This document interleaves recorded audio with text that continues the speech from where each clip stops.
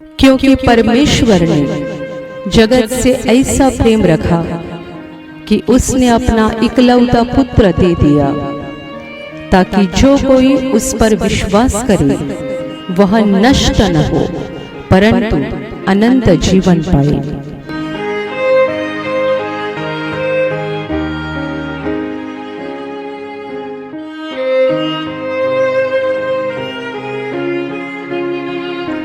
परमेश्वर प्यार है और आज भी वह उसका प्यार हमें दिखा रहा है। उसका इकलौता पुत्र यीशु मसीह के द्वारा उसने अपना महान प्रेम प्रकट किया है। यीशु मसीह इसलिए धरती पर आया कि पूरी मानवता के पापों के श्राप वह अपने ऊपर उठाए। जो उस पर विश्वास करता है कि प्रभु यीशु ने मेरे पापों का बोझ उठाया है, उसे परमेश्वर पिता पापों की क्षमा देता है, उसके जीवन पर आशीष आते हैं और उसे स्वर्ग का अनंत जीवन प्राप्त होता है। जिसने हमें बनाया, जिसने हमें धरती पर भेजा, जिसने हमें जीवन दिया और जिसने हमें आज तक जिंदा रखा है, वह परमेश्वर सचमुच प्यार है। उस पर सच्चे दिल से विश्वास करें और उसके प्यार का अनुभव करें कि वो कितना भला है।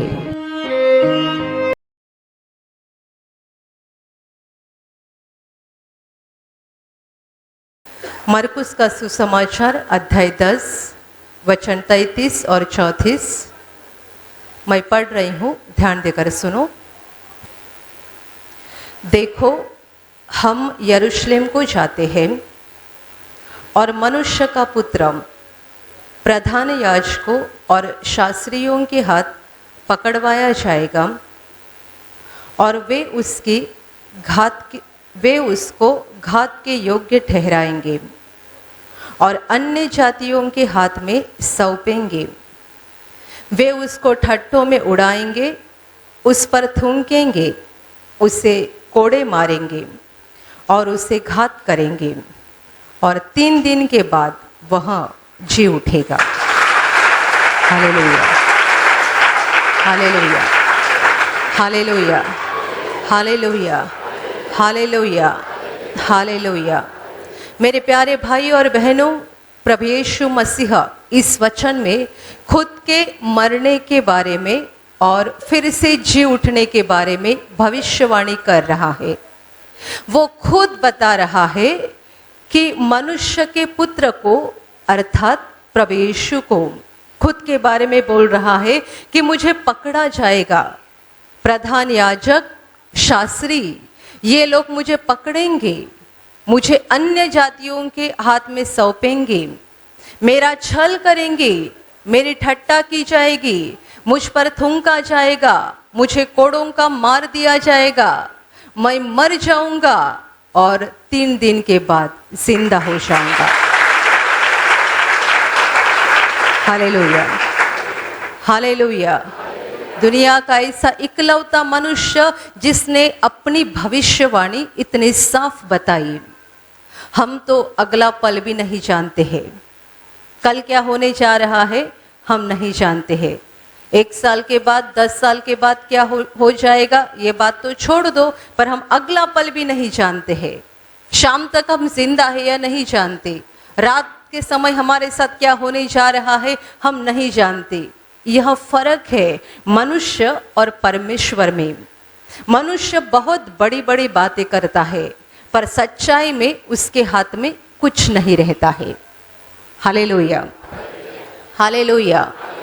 बहुत अहंकारी बनता है, बहुत अहंकारी। कितने लोगों के दिल में अहंकार रहता है, लोग अहंकार से बर्ताव करते हैं, पर एक भी मनुष्य अपना अगला पल जानता नहीं है। परमेश्वर और मनुष्य में ये बड़ा अंतर है। प्रभु यीशु मसीह इंसान बनकर धरती पर आया था, पर वो इंसान नहीं था, वो था जिंदा परमेश्वर। इंसान का रूप लेकर वो आया था, उसने चमत्कार बहुत दिखाए, पर इन वचनों के द्वारा उसने खुद के मरने के बारे में, वो किस तरह मरने जा रहा है, उसे क्या पीड़ा दर्द उठाना है, सब वो खुद बता रहा है। और यह भविष्यवाणी उसने एक बार नहीं की, 3 बार की।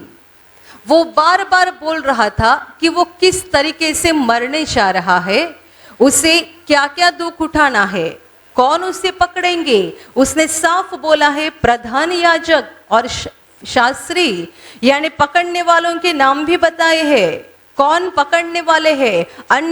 अन्य जातियों के हाथ मुझे सौंप देंगे, क्या करेंगे मेरे साथ, कैसा छल करेंगे, मुझे ठट्टों में उड़ाएंगे, मेरे ऊपर थूकेंगे, मुझे कोड़ों का मार दिया जाएगा, सब पहले ही बताया। और आगे ये भी बताया, मरने के 3 दिन के बाद मैं जिंदा हो जाऊंगा।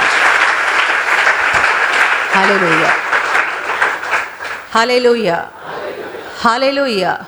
झूठी भविष्यवाणी तो बहुत की जाती है, पर प्रभु यीशु ने अपने मरने के बारे में और फिर से जी उठने के बारे में जो भविष्यवाणी की, कई बार उसने अपने चेलों को बताई, और जैसा उसने बोला था बिल्कुल वैसा ही हो गया।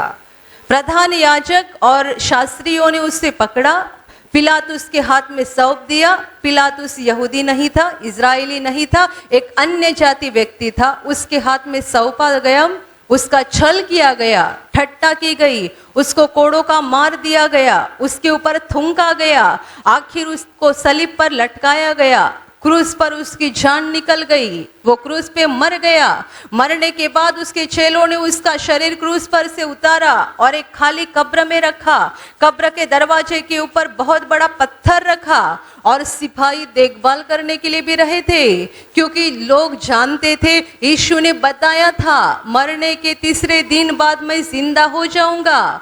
वो जिंदा ना हो जाए इसलिए कब्र पे बड़ा पत्थर भी रखा गया, और पत्थर की रखवाली करने के लिए वहां सिपाहियों को भी रखा गया। 24 घंटे वहां सिपाही मौजूद थे रखवाली करने के लिए। रखवाली शुरू थी। शुक्रवार दोपहर प्रभु यीशु क्रूस पर मर गया। कुछ समय के बाद चेलों ने उसकी लाश क्रूस पर से उतारी, खाली कब्र में रखी, उसके ऊपर बड़ा पत्थर रखा गया, और तब से रखवाली शुरू हो गई। पर 3 दिन होने के बाद पता नहीं क्या हो गया, सिपाही भी नहीं जान रहे थे क्या हो गया, पर अचानक भूमिकंप हो गया। इतना बड़ा पत्थर जो कब्र के ऊपर रखा था अपने आप हट गया, अर्थात अपने आप नहीं हटा, स्वर्ग से स्वर्गदूत ने आकर उस पत्थर को हटाया। पर स्वर्गदूत तो किसी को दिखाई नहीं दिया, इसलिए लोग कहते हैं अपने आप हट गया, पर बाइबल कहती है स्वर्गदूत ने आकर उस पत्थर को हटाया और पत्थर के ऊपर जा बैठा, और अंदर प्रभु यीशु मसीह जिंदा हो गया। Hallelujah, hallelujah, hallelujah. मेरे प्यारे भाई और बहनों, प्रभु यीशु मसीह जब जिंदा था, इंसान के रूप में था, लोगों के बीच में चल रहा था, फिर रहा था, उनके बीच में अपना काम और अपना प्यार दिखा रहा था, तभी उसने अपने मरने के बारे में भविष्यवाणी की थी, क्योंकि वो इसीलिए दुनिया में आया था। वो बूढ़ा होने के बाद उसे पकड़ा नहीं गया, बल्कि उम्र के 33वें साल उसको पकड़ा गया। 33 साल का इंसान हम उसे जवान बोलते हैं। जब प्रभु यीशु मसीह की उम्र 33 साल थी, यानी वो बिल्कुल जवान था, तब उसे पकड़ा गया।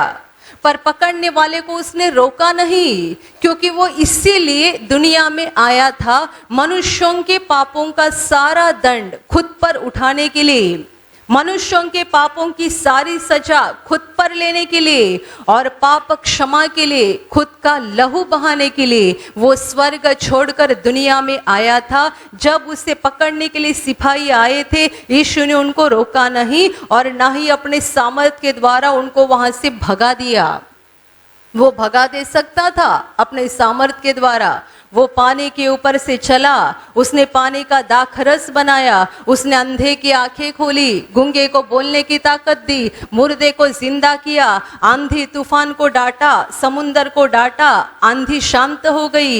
इतना सामर्थ्य से भरा हुआ वो था, पर जब सिपाही उस समय उसे पकड़ने के लिए आए तब उसने कुछ अपना सामर्थ्य दिखाकर सिपाहियों को भगाया नहीं, खुद उनके हाथ में गया, क्योंकि वो इसीलिए दुनिया में आया था कि तुम्हारे, मेरे और सारे मनुष्य जाति के हर पाप की सजा वो खुद पर उठाए और उस पर विश्वास करने वाला हर आत्मा पापों की क्षमा पाए, ताकि मरने के बाद वो स्वर्ग में प्रवेश करे। Hallelujah, hallelujah, hallelujah, hallelujah, hallelujah. जब यीशु को पकड़ा गया, दुर्बल हालत में वो दिख रहा था। जब यीशु को पकड़ा गया तब से वो क्रूस पर मरा, तब तक वो दुर्बल हालत में दिख रहा था, बहुत कमजोर दिख रहा था। पर वो दुर्बलता उसकी नहीं थी, हमारी दुर्बलता थी। वो कमजोरी उसकी नहीं थी, हमारी कमजोरी थी, क्योंकि पाप की वजह से हर इंसान अपनी आत्मा में कमजोर पड़ गया है। पाप की वजह से हर इंसान अपने जीवन में दुर्बल हो चुका है। कितने लोग कहते हैं मैं कमाता बहुत हूं, पर पैसा कहाँ जाता है समझ में नहीं आता, हाथ में कुछ रहता ही नहीं। पैसा कमाते तो बहुत है, हाथ में रुकता नहीं, मतलब होता क्या है? कोई तो आकर तुम्हारा पैसा खा डालते हैं। तुम पसीना बहाकर पैसा कमाते हो, कोई तो आकर तुम्हारा पैसा खा डालता है, और वो कोई तो मनुष्य नहीं, शैतान है। Hallelujah, hallelujah, hallelujah. पसीना बहाकर तुम पैसा कमाते हो, हाथ में महीने में पैसा कितना गया? 15,000 रुपया। उसमें से दवा के लिए कितना गया? 5,000 रुपया। 15,000 कमाया पसीना बहाकर, वो दवा लेने के लिए कमाया, उसमें से 5,000 रुपया दवा के लिए गया। क्या करे? कभी औरत बीमार पड़ती है, कभी लड़का बीमार पड़ता है, कभी लड़की बीमार पड़ती है, कभी मैं खुद बीमार पड़ता हूँ। एक के बाद एक घर में परेशानी शुरू रहती है। पुराने नियम में परमेश्वर ने कहा था कि मजदूर अपनी मेहनत से पैसा कमाता है और ऐसे थैली में डालता है जिसे नीचे से पहले ही होल हो गया हो, पहले ही वो नीचे से फट गई है। फटी हुई थैली में वो पैसा डालता है, कितना भी डाले तो थैली भरती नहीं, क्योंकि सब नीचे से निकल जाता है। क्या मनुष्य जाति की हालत ऐसी ही नहीं हुई है? नौकरी कितने साल की? 25 साल। हाथ में कितना पैसा है? 10,000 भी नहीं है। गया कहाँ पैसा?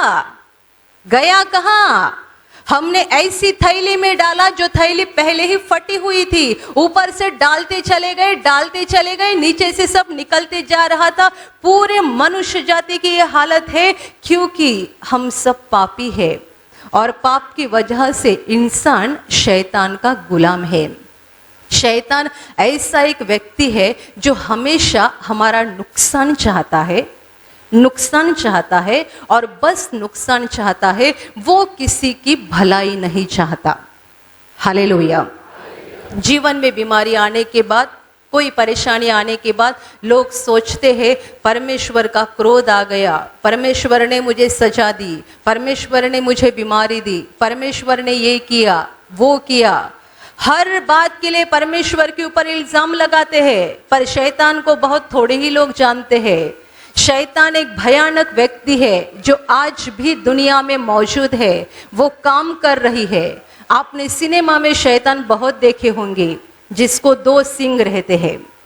सिनेमा में और कई तस्वीर में कहाँ कहाँ दिखाए जाते हैं, पर शैतान इस तरह से किसी के सामने आकर पेश नहीं होता है। शैतान का इतिहास ऐसा है कि वो स्वर्ग में सुंदर बनाया हुआ स्वर्गदूत था, जो परमेश्वर के खिलाफ गया, जिसने बहुत भयानक पाप किया, जिसकी वजह से परमेश्वर ने उसको आसमान से धरती पर भेजा। वो एक अनदेखा आत्मा है। आंखों से दिखाई नहीं देता है, पर वो इंसान के जीवन में काम करता है। लोग कहते हमारे परिवार में लगातार झगड़े होते हैं, लगातार। अभी अभी कुछ दिन पहले एक भाई ने गवाही दी थी, ऐसी गवाही दी थी कि वो पति पत्नी और उनकी 3 या 4 बेटियां हैं। शाम को 6 बजे के बाद घर में अचानक झगड़ा शुरू होता था। हर दिन शाम के समय चारों बेटियां झगड़ा करती थी। माँ बाप छुड़ाने की कोशिश करते थे तो भी किसी का सुनती नहीं थी। हर दिन होते रहता था, हर दिन। शाम को 6 बजे कि उसके बाद इनका झगड़ा शुरू हो गया। ये भाई कहते हैं कि मैं परेशान हो चुका था। मैंने एक कागज के ऊपर अपनी प्रार्थना विनती लिखी, यह विनती पेटी में डाल दी और क्या चमत्कार हो गया, तब से झगड़ा बंद हो गया। Hallelujah, hallelujah, hallelujah. हुआ क्या? जब झगड़ा हो रहा था तब क्या हो रहा था? जब झगड़ा बंद हुआ तब क्या हो गया? झगड़ा जब हो रहा था तब वो लड़कियां नहीं कर रही थी, उनके अंदर से दुष्ट आत्माएं कर रही थी। वो एक नियुक्त समय आने पर दुष्ट आत्माएं उनके अंदर जाती थी और उनके अंदर से सारा काम करती थी। वो आदमी बोलता है दिन भर मेरी बेटियां शांति से रहती थी, अच्छे से काम करती थी, एक दूसरे के साथ अच्छे से बर्ताव करती थी। शाम का समय हो गया कि पता नहीं अचानक इनको क्या होता था। अचानक नहीं, और ये लड़कियां नहीं करती थी, बल्कि इनके अंदर वो दुष्टात्मा घुस जाती थी और वो उनसे ये सारा काम कराती थी। जब ये भाई ने अपनी प्रार्थना विनती लिखकर इस पेटी में डाल दी तब परमेश्वर का अनुग्रह हो गया और परमेश्वर ने शैतान को आज्ञा दी, भाग यहां से, निकल जा यहां से। चारों लड़कियों को दुष्ट आत्मा भागकर निकल गई और तब से झगड़े बंद हो गए। Hallelujah, hallelujah, hallelujah, hallelujah. लोग शैतान को जानते नहीं है, दुष्ट आत्माओं को जानते नहीं है, पर शैतान और दुष्ट आत्मा मनुष्य के जीवन में हर घड़ी काम कर रहे हैं। कोई बीमारी की वजह से परेशान है, कोई झगड़े की वजह से परेशान है, कोई व्यसन की वजह से परेशान है। पति शराब पीता है, दिन भर शराब के नशे में रहता है, ना उसको औरत की कुछ पड़ी ना बच्चों की कुछ पड़ी। जो भी कमाता है सारा पैसा शराब के दुकान में जाके खत्म करता है। औरत क्या खाएगी, बच्चे क्या खाएंगे, बच्चों की स्कूल की फीस कहाँ से भरेंगे, उनके लिए कपड़ा कहाँ से लाएंगे, कुछ परवाह नहीं करता है। क्यों नहीं करता है? ऐसा शराबी आदमी जिसने अपनी औरत की और बच्चे की कुछ भी परवाह नहीं की है और जो कमाया सब कुछ शराब के ऊपर खत्म किया, ऐसा शराबी आदमी जब प्रार्थना में आता है अनुग्रह के द्वारा उसकी शराब की आदत छूट जाती है और फिर वो रोकर कहता है, इतने साल शैतान ने मुझे बर्बाद कर दिया, ना मुझे औरत दिख रही थी ना बच्चे दिख रहे थे। क्या हुआ था? शराब पीने वाली दुष्टात्मा ने उसे पकड़ा था। दुष्टात्मा ने उसकी आंख को अंधा कर दिया था। वो औरत को नहीं देख पा रहा था, बच्चों को नहीं देख पा रहा था। एक आदमी ने गवाही में ऐसा बताया कि मैंने मेरी औरत को ऐसा बोला था कि मैं तुझे छोड़ूंगा पर शराब नहीं छोड़ूंगा। अभी आप मुझे बताओ, औरत छोड़ के जाएगी तो ये क्या करेगा? शराब पी के जिंदगी भर जाएगी। शराब पीते रहेगा, एक दिन कहाँ गड्ढे में गिर जाएगा और कुत्ते की तरह, जानवर की तरह मर जाएगा। उसकी लाश उठाने के लिए भी कोई रिश्तेदार नहीं आएगा। पर उसका वाक्य था, तुझे छोड़ूंगा पर शराब को नहीं छोड़ूंगा। अब क्या बोलता है? गलती किया। कैसे समझ में आया गलती किया? अभी होश में आ गया, तब बेहोश था। दुष्ट आत्मा ने पकड़ा था, दुष्ट आत्मा ने आंखें अंधी की थी, इसलिए औरत कौन है, बच्चे कौन है समझ में नहीं आ रहा था। दुष्ट आत्मा ने आंखें अंधी की थी, इसलिए बेहोश था। प्रभु यीशु के पास आने के बाद होश पर आ गया। Hallelujah, hallelujah, hallelujah. पूरे मनुष्य जाति की हालत है, पूरे मनुष्य जाति की। कोई बीमारी की वजह से परेशान है, कोई व्यसन की वजह से परेशान है, कोई झगड़े की वजह से परेशान है, किसी के हाथ में पैसा नहीं रुकता है, कोई जीवन में सफलता नहीं पाता है, कुछ भी धंधा शुरू करता है सफलता मिलती नहीं, नौकरी के लिए कहीं भी जाते सफलता मिलती नहीं। मेरे प्यारे भाई और बहनों, शैतान मनुष्य के जीवन में बड़े पैमाने में काम कर रहा है। वजह यह है कि हम सब शैतान की बात को सुनते हैं, यानी परमेश्वर की नजर में हम पाप करते हैं। हमारा परमेश्वर पिता जो हम पर प्यार करता है, हमारी सुधि लेता है, वो हमें जो बोलता है वो हम करते नहीं, और हमारा दुश्मन, हमारा नुकसान करने वाला शैतान हमें जो बोलता है वही हम करते रहते हैं। Hallelujah, hallelujah. कुछ कुछ बच्चे ऐसे होते हैं, घर से बैग लेकर निकलते हैं स्कूल जाने के लिए। माँ बोलती है बेटा अच्छे से पढ़ाई करना, बड़ा हो जाएगा तो अच्छी नौकरी मिल जाएगी तो अच्छा हो जाएगा, भला हो जाएगा। माँ बाप बेचारे कितनी मेहनत करते हैं, बच्चे की स्कूल की फीस भरते हैं। माँ सुबह जल्दी उठती है, बच्चे के लिए टिफिन के लिए कुछ बना कर देती है। बच्चा बैग लेके निकलता है और दोस्त के साथ सिनेमा थिएटर में जाता है। दिन भर सिनेमा देखता है, यहाँ वहाँ घूमता है। स्कूल छूटने का समय आ गया कि आकर घर पे हाजिर होता है। माँ को लगता है बेचारा मेरा बेटा स्कूल जाकर आ गया। कितने सारे बच्चे ऐसा ही करते हैं, कॉलेज में जाने वाले हो या स्कूल में जाने वाले हो। पहले तो कॉलेज में जाने वाले ही करते थे, अभी तो बहुत सारे बच्चे सुधर गए हैं। मतलब स्कूल जाने वाले बच्चे भी सिनेमा थिएटर में जाते हैं, बोलते हैं घर से स्कूल जा रहे हैं, स्कूल जाते नहीं। पर माँ को और पिताजी को तब पता चलता है जब परीक्षा का रिजल्ट आता है, तब तक पता नहीं चलता। रिजल्ट में सब सब्जेक्ट में 0 निकालता है, तब माँ को पता चलता है। पर क्यों अपने दोस्त का सुना? दोस्त ने कहा चलो सिनेमा थिएटर जाएंगे, चलो यहाँ घूमने जाएंगे, वहां घूमने जाएंगे, क्यों दोस्त का सुना? माँ भलाई की बात बोल रही है, पिताजी भलाई की बात बोल रहे हैं, उनकी बात सुनते नहीं। ऐसे कितने बच्चे हैं जो माँ बाप भलाई की बात बताते हैं तभी गुस्सा करते हैं और गुस्से से घर छोड़ के भाग जाते हैं। क्यों घर छोड़ के भागा? माँ ने डांटा। किस लिए डांटा? पढ़ाई नहीं करता इसके लिए। अभी माँ ने जो डांटा भलाई के लिए डांटा या नुकसान के लिए डांटा? पिताजी ने जो डांटा तुम्हारे भलाई के लिए डांटा या नुकसान के लिए डांटा? दोस्त बोलता है घूमने चलेंगे, तुम्हें लगता है दोस्त मेरी भलाई देखता है। बच्चों को लगता है दोस्त मेरी भलाई देखता है, माँ मुझे परेशान करती है, पिताजी मुझे परेशान करते हैं।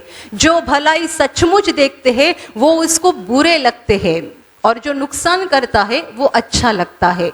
बिल्कुल ऐसा ही दुनिया के हर मनुष्य के साथ हो रहा है। जो परमेश्वर हमसे प्यार करता है, जो हमारी परवाह करता है, जो हमारी सुधि लेता है, वो हमें कहता है बेटा ये मत कर, इससे तेरा नुकसान हो जाएगा। बेटी यहाँ पर मत जा, इससे तेरा नुकसान हो जाएगा।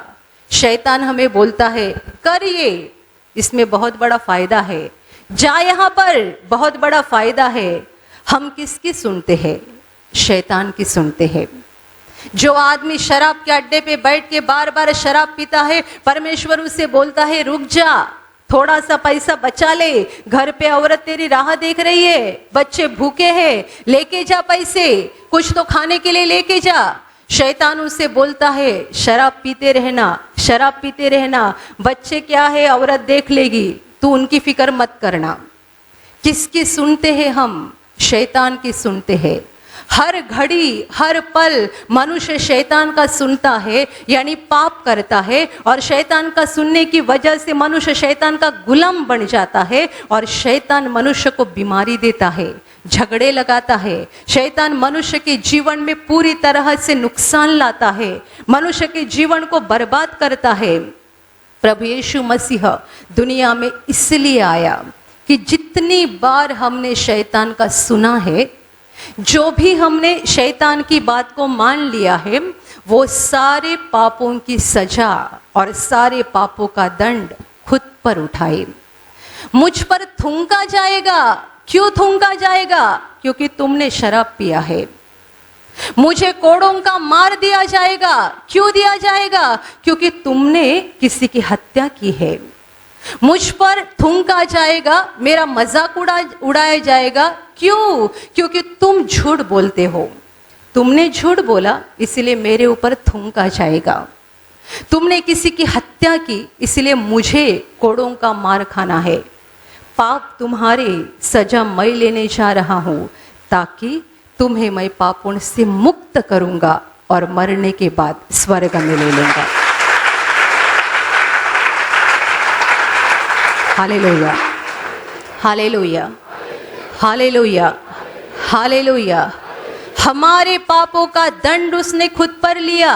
क्या गुनाह थी, क्या वजह थी जिसकी वजह से यीशु को क्रूस पर इस तरह से मरना पड़ा? क्यों उसे खून बहाना पड़ा? क्यों उसे क्रूस पर तड़पते रहना पड़ा? उसने क्या पाप किया था? क्या गुनाह किया था? कौन सा अधर्म किया था जिसकी सजा वो ले रहा था? मेरे प्यारे भाई और बहनों, जो पाप या गलती हमने किया नहीं है, उसका दंड या उसकी सजा लेने के लिए हम कभी तैयार नहीं होते हैं। क्या तैयार होते हैं?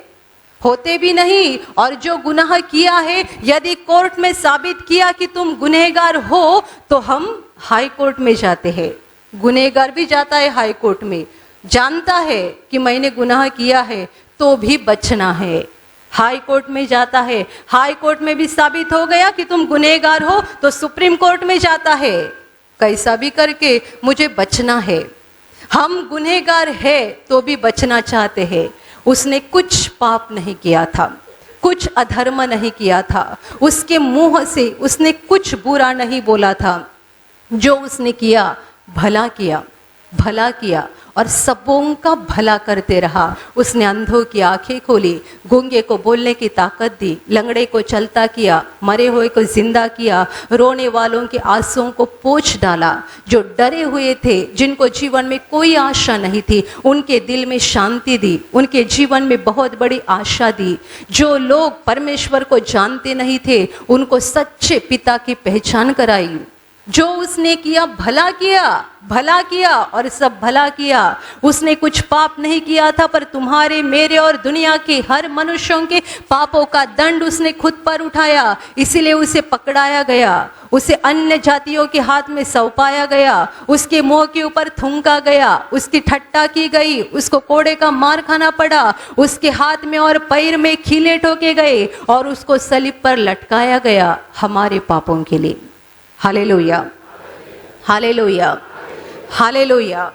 पर वो मनुष्य नहीं था, परमेश्वर था, इसलिए वो हमेशा मरने की हालत में नहीं रह सकता था। इंसान मर जाता है, प्रभु यीशु मर नहीं गया, उसने मौत को सह लिया।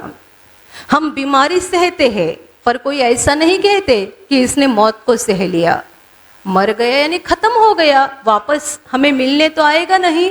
इसलिए कोई मनुष्य मर जाता है तब हम बोलते हैं मर गया, इसने मौत को सह लिया, ऐसा नहीं बोलते। बीमारी को सह लिया, परेशानी को सह लिया, पर मौत को सह लिया ऐसा किसी के बारे में बोलते नहीं। पर प्रभु यीशु के बारे में बोला गया है कि उसने मौत को सह लिया, क्योंकि वो हमेशा के लिए मौत की हालत में नहीं रहा, बल्कि मरने के तीसरे दिन बाद वो जिंदा हो गया। Hallelujah, hallelujah, hallelujah. उसने मौत को सह लिया, यानी वो मर गया और उससे भी बाहर निकल आ गया। मर गया और उससे बाहर निकल आ गया, क्योंकि मौत ये पाप का सबसे बड़ा श्राप है। पाप की वजह से बीमारी आती है, पाप की वजह से परेशानी आती है, पाप की वजह से झगड़े होते हैं, पाप की वजह से हर बुरा होता है और आखिर पाप की वजह से मनुष्य मर जाता है। यीशु ने हमारी बीमारियों को लिया, परेशानियों को लिया, दुखों को लिया, और ये सब होने के बाद उसको मौत को भी लेना था, तभी तो वो मौत को नष्ट कर सकता था। वो मरा, तीसरे दिन बाद जिंदा हो गया, इसलिए कि जितने लोग उस पर विश्वास करके मर जाएंगे वो हमेशा उस हालत में नहीं रहेंगे, बल्कि वापस जिंदा हो जाएंगे और अनंत काल परमेश्वर के साथ स्वर्ग में रहेंगे।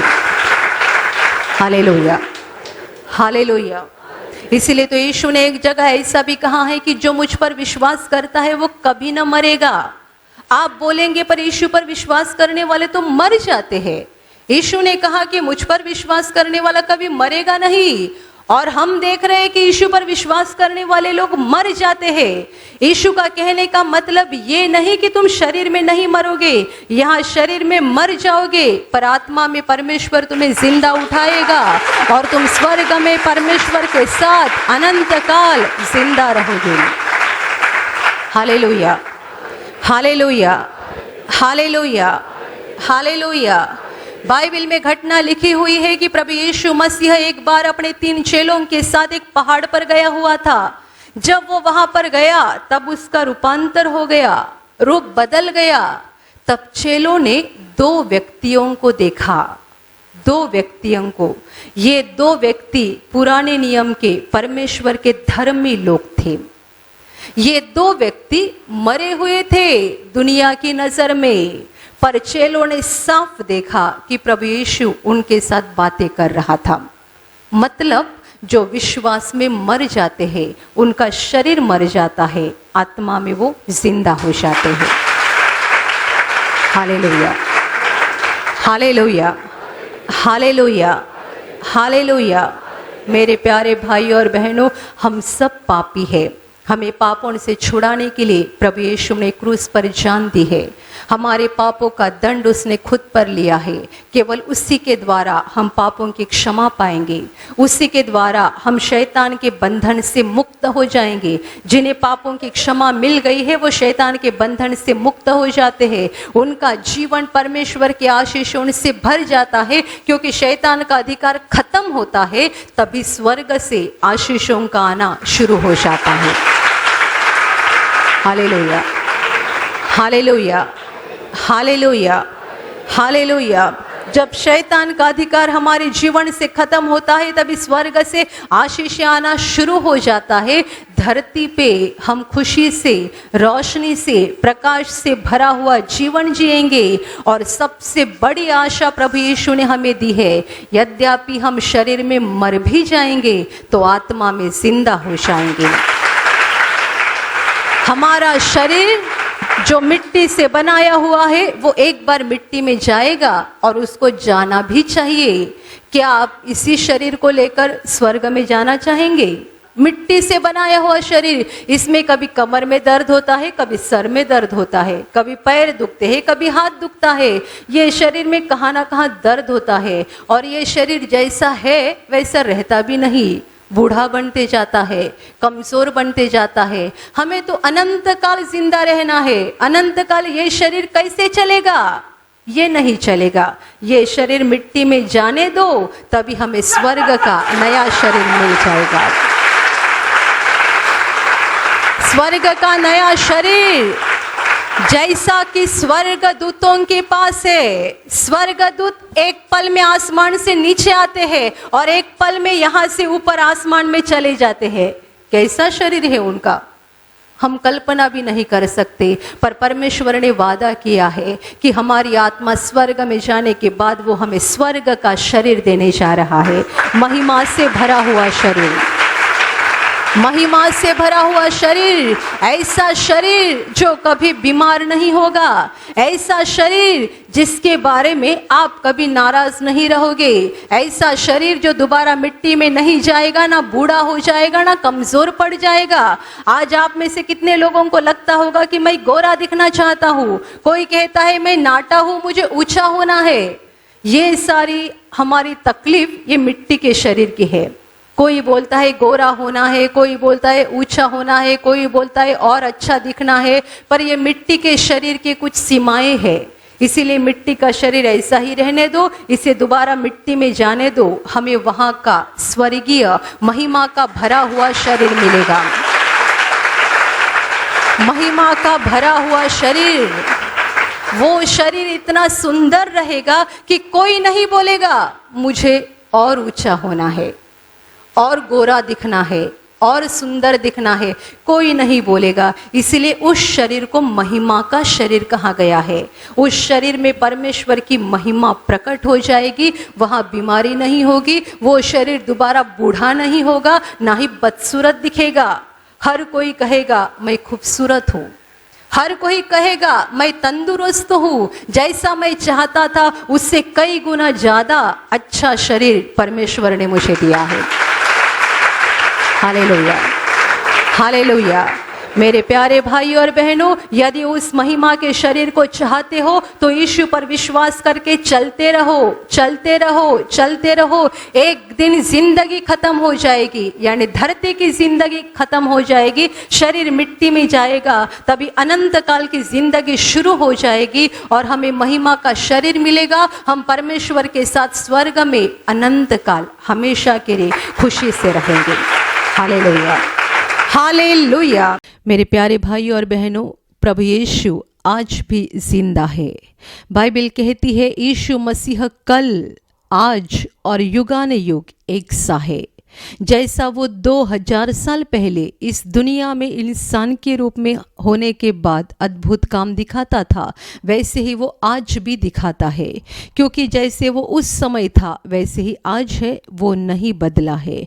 वो आज भी अपना प्यार दिखा रहा है, आज भी अपना सामर्थ्य दिखा रहा है।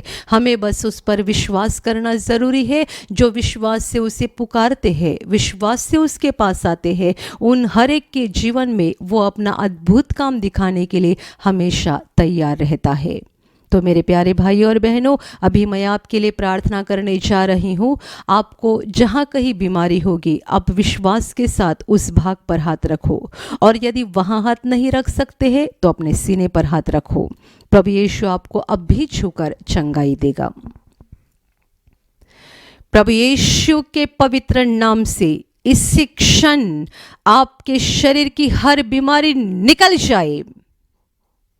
आपके जीवन का हर दुख, हर परेशानी प्रभु यीशु के पवित्र नाम से इसी क्षण निकल जाए। प्रभु यीशु के नाम से आपके जीवन के सारे श्राप नष्ट हो जाए। सारी अंधकार की शक्ति और सारी दुष्टात्माएं जो आपको और आपके परिवार को सता रही है, यीशु के नाम से इसी क्षण में आज्ञा दे रही हूं, निकल जाओ। आपके दिल की अशांति निकल जाए, आपके दिल की परेशानी निकल जाए, आपके दिल की व्याकुलता खत्म हो जाए। यीशु के नाम से, प्रभु यीशु के नाम से, प्रभु यीशु के नाम से आपके जीवन की हर पीड़ा और दर्द नष्ट हो जाए, और प्रभु यीशु के महान आशीष आपके जीवन पर आ जाए। आमीन।